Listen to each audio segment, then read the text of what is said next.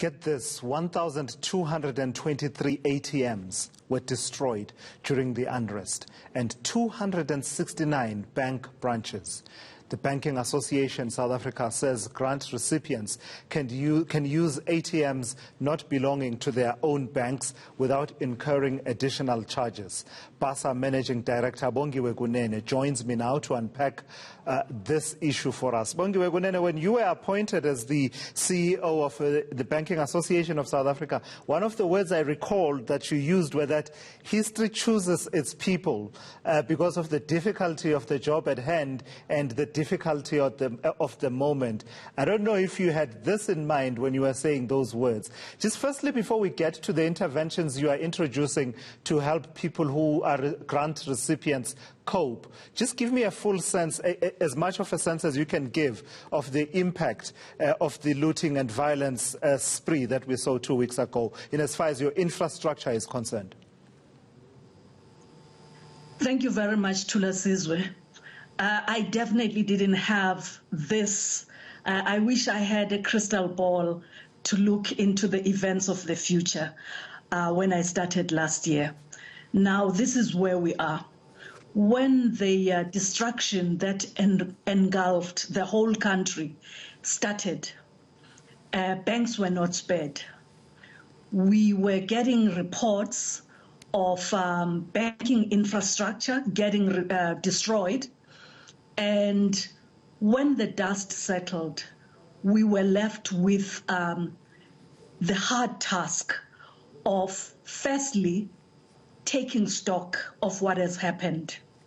And in that stock taking, we have confirmed that 1,223 ATMs were damaged.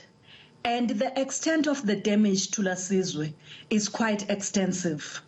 In some of the ATMs, the issues that we have to deal with is not just the loss of money that was in the feed during that time, but it's also how broken the system itself is.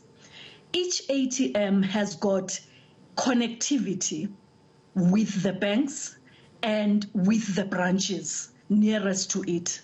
So the first hours, we lost even connectivity with those ATMs. Now we have got the number, we've tallied it, and we're dividing what needs to be done in terms of rebuilding the ATMs or just commissioning them out of stock altogether. And then when it comes to our branches, yes, we were also not spared. A number of branches incurred physical damage. We are very grateful that none of our staff lost their lives, but the damage that has been done to the infrastructure, to those 269 branches that we're talking about, has been extensive. And Bongiwe, you know, while you talk about this situation, it's easy for someone who is in an urban or city setting to say, well, this ATM is damaged. Someone who has a vehicle to say, let me drive a kilometer down the line and I'll be able to access another branch of the bank that I bank with and not incur any charges if I need to do a withdrawal. But part of the conversation until just recently was about the inequality in terms of access to banking services between urban and rural. And among the people who are affected will be people who are social grant recipients who receive their grants through the ATMs. You've now taken a decision that seeks to alleviate the impact on that particular segment of society. What have you decided? Well, the extent of the damage to Thulasizwe has been quite extensive, including into rural areas. We've seen, if I could use just KZN as an example, areas including Kwanongoma, Melmoth, and areas like that being affected. And we've also seen in the southern part and Midlands of KwaZulu-Natal, areas which are not urban at all being affected. That being the case, we have decided among ourselves as banks that we are facing an unprecedented situation.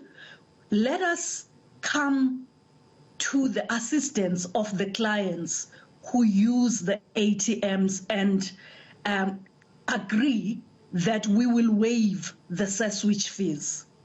And this waiver will start on the 1st of August and it will end on the 30th of September.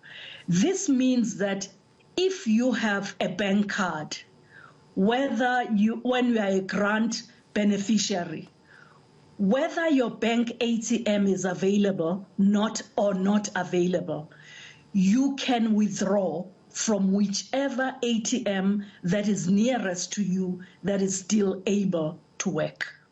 All right, I've got to thank you for this input, ma'am. Unfortunately, I'm completely out of time. And as you did say, history chooses its people. And I suppose you've been chosen to be in that position where you are at the moment as we face the crisis